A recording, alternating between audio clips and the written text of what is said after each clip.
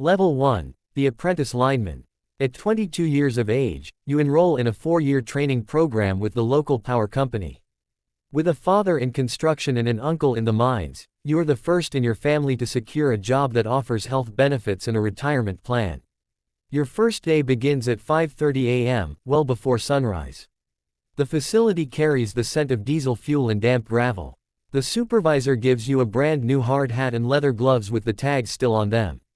He gestures toward a vehicle and instructs you to hop in. You remain silent. You were instructed to avoid asking questions for your first half year. Your sole duties are to observe and transport equipment. The truck heads toward a countryside road where a storm had collapsed a utility pole the previous evening. Power lines are scattered on the ground, leaving a nearby household in the dark for 14 hours. Positioned at the base of the pole, you pass equipment up to the experienced lineman working 40 feet in the air. He never looks down when requesting gear, he simply reaches out his hand. Handing him the incorrect tool results in it being tossed right back down at you. You quickly memorize the terminology. A hot stick isn't just a piece of wood. A pothead has nothing to do with a human head. A recloser isn't what a layman would expect. The industry jargon is like a unique dialect, created by linemen who passed away decades ago. This knowledge is handed down directly on the field, because relying on a traditional classroom could cost someone their life. Evenings are spent studying. Twice a week, you go to night classes at the local community college. You study transformers and phase rotation, while mastering the distinctions between primary and secondary power distribution. You realize that electricity has no malice toward you, it is simply indifferent to your existence. 3 months into the job, you witness your first near-fatal accident. A veteran lineman loses his hold on a hot stick while handling a live 13,000-volt wire. The tool sways, passing just 6 inches from his bare arm. He descends to the ground visibly trembling and sits in total silence for the next hour. In that exact moment, the true reality of your profession finally sinks in. This profession is based on the premise that your focus must remain absolute. Not for a single moment, not under any circumstances. That night, you lie awake staring at your ceiling, unable to find rest. The image of the swinging stick keeps replaying in your mind. You can't stop thinking about his 2 children and his expectant wife. Yet, when morning comes, you return to the job anyway. That is your true initiation into this line of work, showing up to perform even after fear has taken root. During those initial weeks, the veteran workers observe your every move. It isn't out of malice, they are evaluating your capabilities. They need to see if you will paralyze under pressure. They need to know if panic will overtake you when a pole begins to shift. They need to ensure you possess the integrity to admit to your errors. And errors will happen, everyone commits them. You might strip a cable incorrectly or tie a faulty knot that comes undone. Perhaps you overlook grounding a wire before handling it, prompting an older lineman to grip your arm tightly enough to leave a mark. He doesn't raise his voice, he simply stares. That look will remain etched in your memory for the rest of your working days. Level 2, the journeyman lineman. 4 years pass, and you successfully earn your certification. You have officially achieved journeyman status. The apprentice label is removed from your helmet, and your income nearly doubles. However, this advancement brings a heavier burden. You are now the one operating from the bucket. You are the individual the newcomers look up to. Your choices will either restore electricity to thousands of homes or lead to a fatal accident before your workday ends. You labor through every element nature throws at you, a detail the recruiting pamphlets tend to leave out. When a hurricane strikes the shoreline, you head straight into the storm. When a winter freeze collapses hundreds of utility poles across multiple counties, you remain on duty for 3 days straight. Your truck becomes your bed, and cold sandwiches become your meals. You return home with friction burns on your palms from rapidly moving lines and bruised ribs from wearing a safety harness for 18 hours straight. Your spouse adapts to your sudden absences. She grows accustomed to brief phone conversations cut short by a sudden radio transmission. She learns to sleep alone for weeks on end throughout the severe weather season. On the bright side, you are earning a solid living. You've purchased a home, you have 2 children of your own, and you manage to coach youth baseball whenever the weather permits. Even on your days off, you keep a pager by your side. You learn the art of climbing poles using hooks. You are trained to replace a 50,000-pound transformer while it hangs midair on a pole. You learn to handle energized equipment. Working live means dealing with a fully powered line. You are managing cables with enough voltage to instantly vaporize the moisture in your body. Your safety gear is the only barrier separating you from death. You double-check it with absolute obsession. A single rip in a rubber glove can terminate your career and your life simultaneously. You have attended 2 funerals for former crewmates.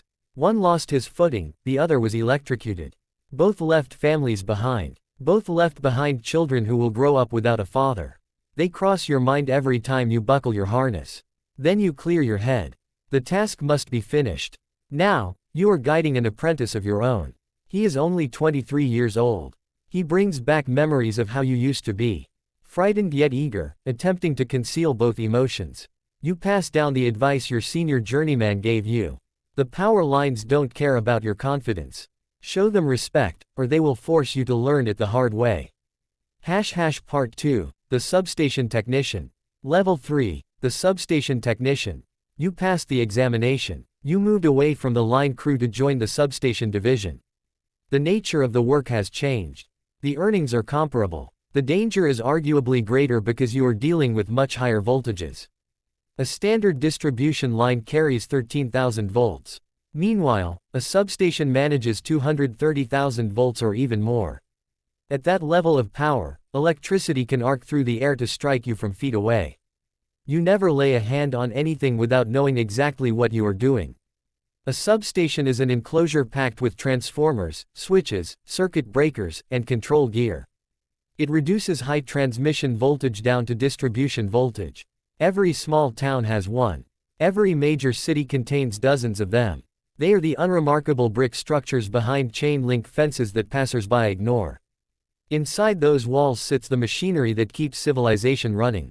Your duty is to keep that machinery operational. You test transformers by checking if their insulating oil has been contaminated. You swap out old batteries within the control systems. You diagnose breakers that fail to trip when a fault occurs. You handle relays that have been around longer than you, alongside units that were just set up last month. You review blueprints that expand to the size of a large bed sheet. You master the skill of tracking a circuit across 40 pages of diagrams without losing your way. When operating switches, you must put on arc flash safety gear. This protective clothing resembles an astronaut's suit, complete with a full hood, a heavy-duty bodysuit, and gloves designed to withstand 40 calories per square centimeter. If a circuit breaker malfunctions while in use, it can trigger a fireball reaching temperatures of 35,000 degrees Fahrenheit, an intensity that surpasses the surface of the sun. Your gear might protect you, or it might not. Regardless, you perform the switch anyway, because the job demands it. You put in hours during holidays. You are on duty on Christmas Eve because a squirrel breached a substation, cutting off power to 20,000 households. You find yourself working at 3 a.m. on a Tuesday because a transformer broke down, plunging the entire southern section of the county into darkness. You accomplish your task silently, without expecting any gratitude. The majority of the public remains unaware of your presence, they only notice that their electricity has been restored. On a particular night in February, you are stationed outdoors in a yard amidst a severe blizzard. Gale force winds are hitting you sideways at 40 miles per hour. Your mission is to bypass a broken breaker to bring electricity back to a local hospital. Inside your gloves, your hands have gone completely numb. The snowfall is so intense that your own hand is barely visible. You are forced to operate purely by touch. Finally, you throw the switch. Across the town, the lights flicker back to life. You make the quiet drive back home, keeping the night's events entirely to yourself. Part 2, Level 4, the System Operator. You received an internal promotion, moving away from field operations. Now, your workspace is a room without windows, located inside a heavily reinforced facility situated right in the center of the state. This structure is built with blast-proof walls, equipped with emergency backup generators, and features a roof packed with communication antennas. This is the command hub, the place where the power grid is truly managed. You operate from a desk positioned before 6 display screens. One monitor maps out every single substation, transmission pathway, and power generator within your zone. Another screen tracks the weather conditions. A third displays the current electrical load in real time. Lastly, one monitor tracks the system frequency, which needs to remain perfectly stable at 60 Hz. If there is even a minor fluctuation, it means trouble. Your responsibility is to monitor everything closely. For 12-hour shifts, your eyes are glued to the screens. You survive on coffee that tastes decades old and grab sandwiches from a vending machine. Leaving your seat is a luxury reserved only for quick restroom breaks. The power grid never sleeps. Electricity surges through it every single moment, day and night. There must always be someone on duty to make critical calls the moment a failure occurs. When a generator shuts down unexpectedly, you have a mere 4 seconds to react. Delaying any longer causes the frequency to plunge, threatening to destabilize the entire network. You broadcast urgent instructions to field crews over the radio, collaborate with operators in adjacent sectors, and manage switching procedures at substations located hundreds of miles away. You master the art of making split-second decisions under intense pressure that would leave most individuals completely frozen. The hidden crisis. During a severe heatwave in your third summer on the job, power demand skyrocketed to an unprecedented peak at 4 p.m. First, one generator failed. A minute and a half later, another went down. In just 12 seconds, you managed to shed 200 megawatts of demand by enforcing rolling blackouts across 3 different cities. While 50,000 residents were left in the dark for an hour, your quick thinking saved the entire grid from collapsing. No one expressed gratitude. In fact, the public had no idea it even happened. That is the essence of this profession. You avert catastrophic disasters that the world will never know about. At the same time, you carry the heavy burden of the near catastrophes that went unnoticed, like the night a massive wildfire advanced within 3 miles of your primary transmission pathway, or the morning a cybersecurity alert flashed red before resetting to green just seconds later. You keep these stressful memories entirely to yourself. Your spouse is familiar with your schedule, but she remains completely unaware of the intense reality you face during those hours. Level 5. The Transmission Engineer. While maintaining your employment, you decided to return to school, earning your engineering degree through evening classes. After dedicating 8 years to the Operations Control Center, you successfully transitioned into the engineering division. These days, you trade your work coveralls for a professional button-down shirt. Instead of sitting in a chaotic control room, you operate from an office cubicle. While the daily routine has completely transformed in almost every aspect, the ultimate core objective remains identical. The responsibility of keeping the power running still rests squarely on your shoulders. Your core responsibility can be summed up in 5 words: you plan the power grid. You analyze future power demand forecasts looking 5, 10, or even 20 years ahead. It's up to you to determine the locations for constructing new transmission lines. You evaluate the maximum power load that each specific pathway can safely support. You simulate worst-case scenarios, such as the state's largest power plant shutting down during the peak of summer heat. Through thousands of computerized tests, your system identifies rare, once-in-a-100-years risks, allowing you to build a resilient system that can withstand them. Part 2. Interconnection and Collaboration. Collaborating with planners from other energy companies is essential, as the power network isn't just one massive entity.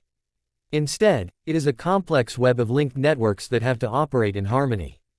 The eastern interconnection spans all the way from Florida to Nova Scotia, while the western interconnection encompasses the region from the Rocky Mountains to the Pacific Ocean. These vast systems maintain perfect synchronization within milliseconds across thousands of miles. The level of engineering needed to achieve this is mind-boggling, and you are responsible for a vital part of it. Every power line you map out, every substation you blueprint, and every analysis you complete plays a role in a massive system that must run flawlessly, every single moment of the day. This infrastructure serves as the bedrock of modern society, at least until a new technology comes along. Part 3. Regulatory Meetings and Project Challenges. You participate in regulatory hearings and present evidence to public utility boards regarding electricity rates. Your role involves justifying to executives and officials why a $400 million investment in infrastructure is vital. They will challenge you with tough questions, which you address using data charts, diagrams, and statistical models. While some of your proposals get the green light, others are rejected. Whenever a project is turned down, you realize that a future power outage, which could have been avoided, is bound to happen. You maintain a private record of these unapproved projects hidden away in a desk drawer, sharing it with no one. Part 4. Global Industry Summits. You travel to Denver for the yearly Power Sector Convention. There, you attend presentations alongside engineering professionals from every major utility provider nationwide.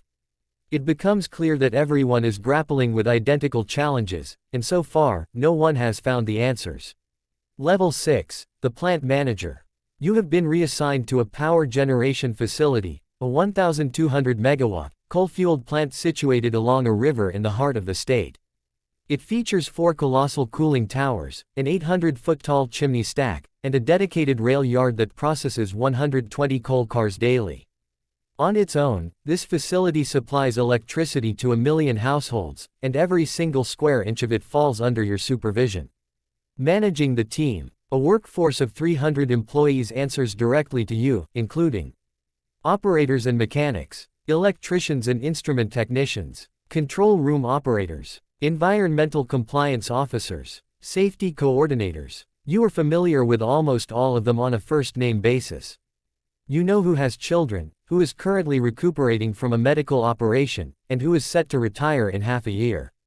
You can even spot the ones who are still too green to realize how much they have left to learn. The daily patrol. Every morning, you inspect the facility. Stepping onto the boiler platform, you can feel the intense warmth radiating right through the soles of your boots. Down on the turbine floor, you listen intently for any irregularities. The plant emits a distinct, continuous low drone, a collective harmony of 1,000 separate parts vibrating at their proper frequencies. Over 20 years of walking these very floors, you have conditioned your ears to detect the slightest discrepancy. You can tell the difference between a failing bearing and one that is operating smoothly, or distinguish a steam leak from standard background noise. You spot the issues that digital sensors overlook. Operations and safety. Your duties include overseeing the production timeline and collaborating with the system dispatcher to determine exactly when your units go online or offline. You constantly weigh the financial trade-offs of keeping the plant running versus shutting it down. You handle union negotiations, terminate employment when necessary, and advance people's careers whenever possible. Every Monday morning at 6 a.m., you led safety briefings to review the previous week's occurrences. Near-miss situations, close calls, actual injuries. Just last month, a worker lost 2 fingers in a coupling accident. You sat by his side at the hospital until his wife got there, holding his uninjured hand. You stayed mostly silent, knowing there were no words that could truly help. An uncertain future. Deep down, you recognize that this facility is operating on limited time. 3 years back, the state enacted a clean energy law. Now, all across the nation, coal-fired power plants are being phased out for good.